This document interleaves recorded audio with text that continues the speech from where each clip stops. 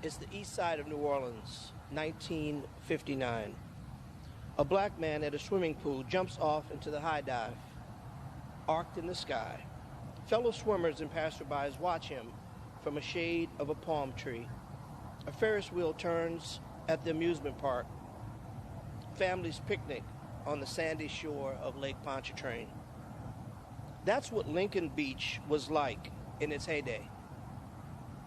A beach, amusement park, performance area, and pool for the black community of New Orleans who were not allowed at the all-white swimming pools in the area.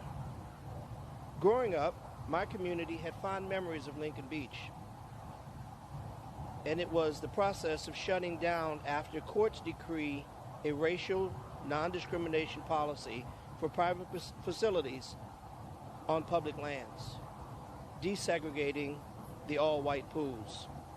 Since its closure in the 60s, Lincoln Beach has fallen into decline, a site for picnics and ongoing and outings without any maintenance. Over the decades, mountains of debris have piled up. This historic site, where so many black kids and families built communities in New Orleans East, was fenced off and forgotten to many, but not to everyone.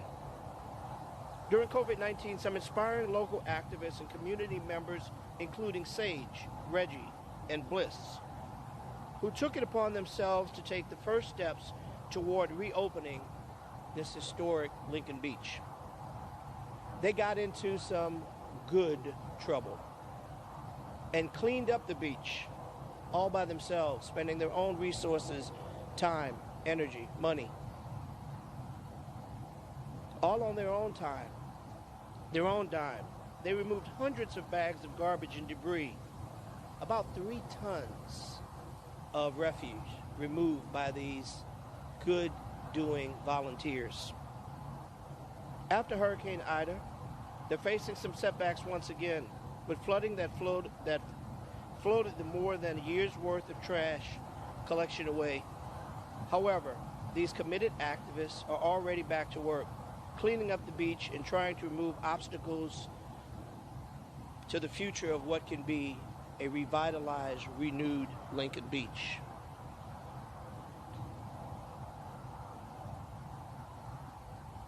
After Hurricane Katrina, the primarily black-owned New Orleans East populated essentially at the same rate of the city of New Orleans, but businesses did not come back at the same strength. Many of the major commercial areas are full of vacant businesses in this thriving, rich, strong community of eastern New Orleans. The once populated mall was razed instead of being rebuilt. In 2019, a report said that 19% of the homes are vacant. Reopening a beautiful beach on the shores of Lake Pontchartrain could be a catalyst that will attract a renaissance of economic development in a community that historically has been underserved and should have equitable investments.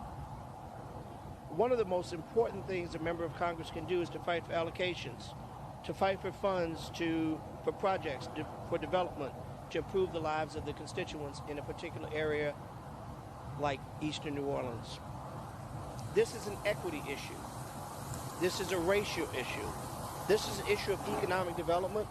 This is an environmental issue and a recreation issue. Lincoln Beach has a rich history, important cultural significance, and a huge potential for the future of this great community.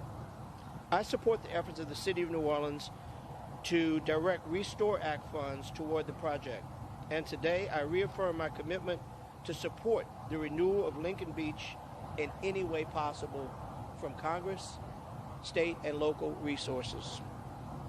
I came to Congress to fight for the people of the 2nd Congressional District, to fight for good jobs, healthy communities, equity, and opportunities. One way to achieve this fight is for us to revitalize New Orleans East and to bring Lincoln Beach back to its full luster and beauty for the community to enjoy, to use as a catalyst for further economic development, to show what revitalization and community efforts joining with federal, local, and state resources can do. We can and we will do better. The people of New Orleans, the people of Louisiana certainly deserve it, and we will fight to continue to bring those resources to bear. Mr. Speaker, I yield back.